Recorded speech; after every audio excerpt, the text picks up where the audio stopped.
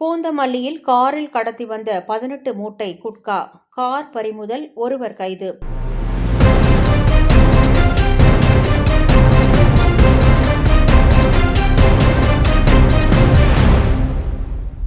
பூந்தமல்லி அருகே வண்டலூர் மீஞ்சூர் வெளிவட்ட சாலையில் போக்குவரத்து இன்ஸ்பெக்டர் சந்திரமௌலி தலைமையில் உதவி ஆய்வாளர் முருகையா, தலைமை காவலர்கள் ராஜேஷ், கிருஷ்ணமூர்த்தி, காவலர் கோபிநாத் உள்ளிட்ட போலீசார் இன்று காலை வாகன சோதனையில் ஈடுபட்டனர்.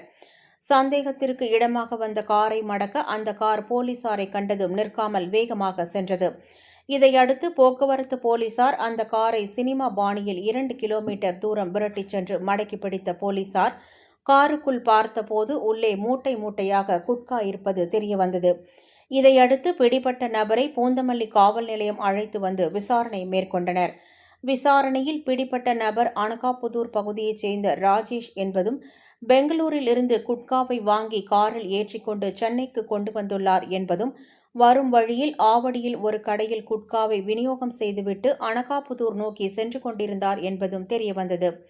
இதையடுத்து கார் மற்றும் 18 மூட்டை குட்காவை பறிமுதல் செய்த போலீசார் ராஜேஷை கைது செய்து விசாரித்து வருகின்றனர். மேலும் இந்த சம்பவத்தில் வேறு யாருக்கெல்லாம் தொடர்பு உள்ளது என்பது குறித்து விசாரணை மேற்கொண்டு வருகின்றனர். பறிமுதல் செய்யப்பட்ட குட்காவை ஆவடி கூடுதல் ஆணையர் பவானீஸ்வரி பார்வையிட்டு குட்காவை பிடித்த போலீசாருக்கு பாராட்டுகளை தெரிவித்தார். வேதா நியூஸ் டைம் செய்திகளுக்காக செய்தியாளர் வினோத்.